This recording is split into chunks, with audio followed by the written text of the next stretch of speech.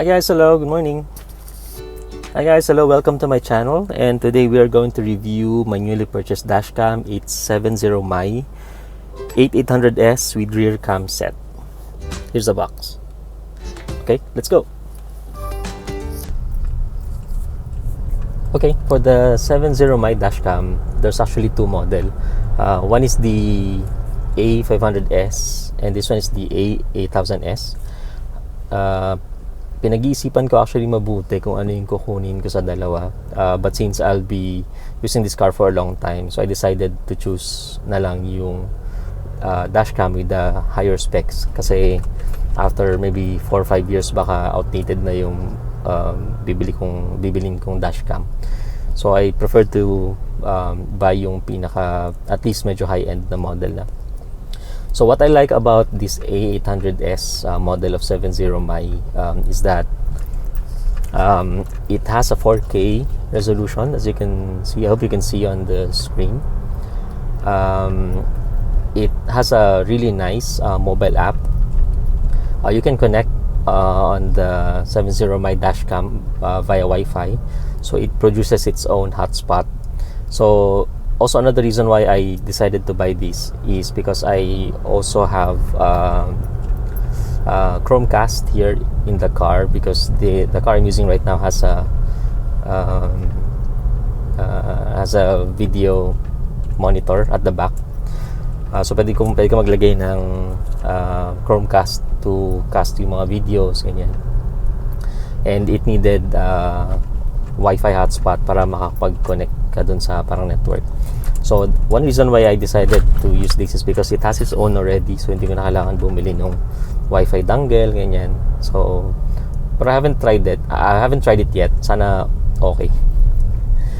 So the specs of the 70 A800S, I'll be placing here.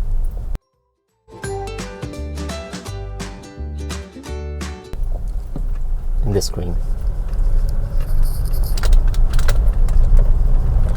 So far what I noticed when using the dashcam is that pag medyo nalubak ka ng matindi, so magre-record siya automatic ng parang emergency recording. So baka inisip niya na baka nabangga ka or something, so magre-record na siya agad, which is nice. Also, in terms of resolution, it's actually really good. If you use your mobile app, you can actually capture image of the surroundings, or you can also capture image of the you can also save the videos, and you can zoom into the video so you can see yung plate numbers and all, which is nice.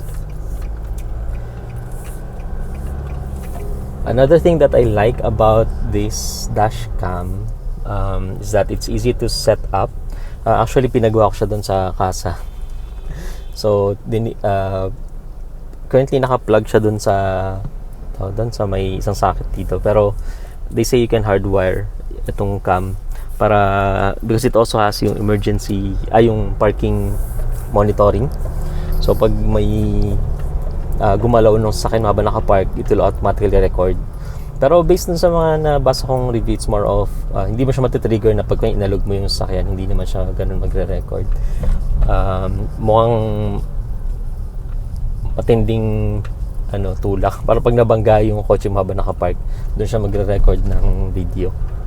Ayan, hindi pa na-try, pero that's based on the reviews na nabasa ko dito sa dashcam. Another thing that I like about this is yung actually yung app is very helpful. Madali lang siya i-connect dun sa dashcam. So again, it has its own Wi-Fi, and then it will ask you to enter yung password. Yung password niya nandun sa may dashcam, sa likod ng dashcam. Una, akala ko yung 1, 2, 3, 4, 5, 6, 7, 8 kasi yung nakalagay dun sa manual, pero may password siyang unique dun na nakalagay dun sa dashcam mismo. So you have to check that out if you want to connect dun sa hotspot. And since it's a hotspot, I would assume you can connect other devices as well, pero again, hindi naman siya, doesn't mean that you will have internet connection. It's more of like you will be on the same network with the dashcam. So that's it. And What else?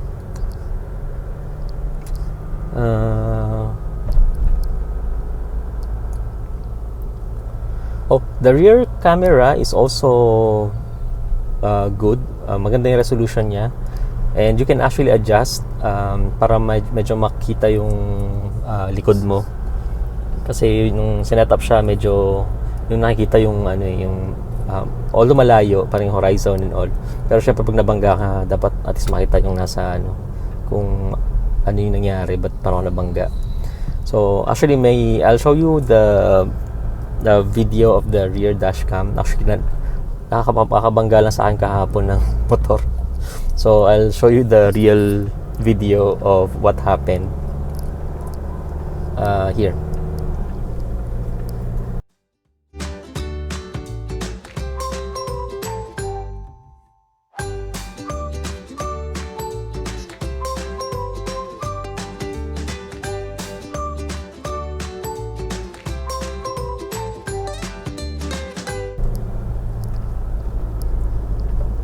And then for the front camera, this is the video of the front camera. It's actually really nice.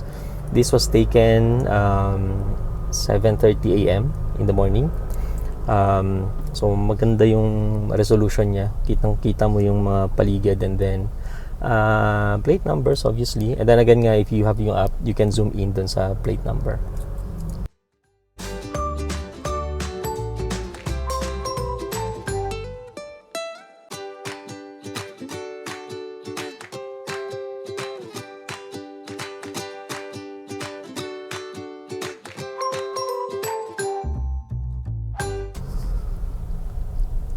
And then at night, here's a sample image naman dun sa pag night mode. So even though madilim siya, even though madilim sa labas, actually yung sa dashcam, medyo maliwanag at maaninag mo pa rin yung lugar. So maganda yung quality niya, yung quality ng video niya for low light setting.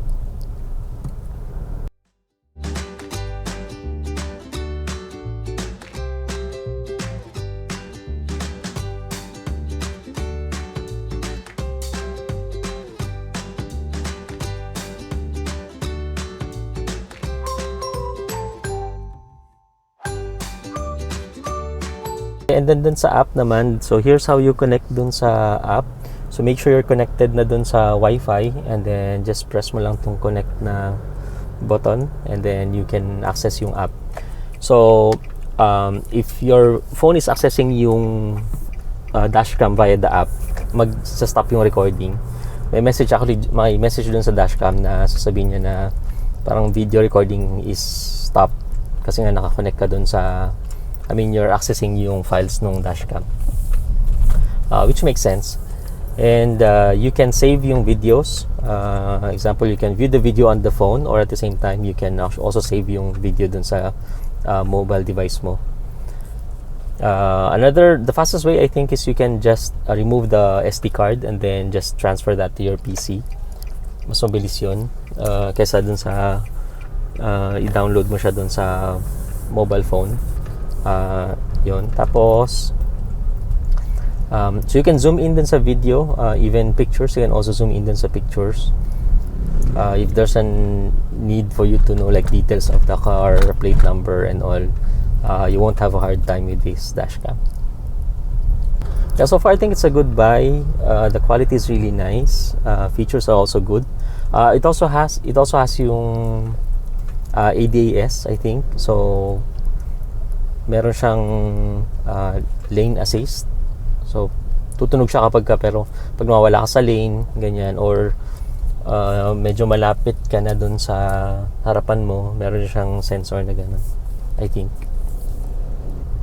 So some of the features will be enabled kapag naka-hardwire yung dashcam mo dun sa sasakyan. Pero pag naka-plug lang siya by USB, it won't work like on my setup right now. But it's also fine because what you need naman yung sa ma-record yung either nagda-drive ka, nabangga and all. Parking naman, I don't think I'll have any issue when parking at home or in the office. So I think that should be okay.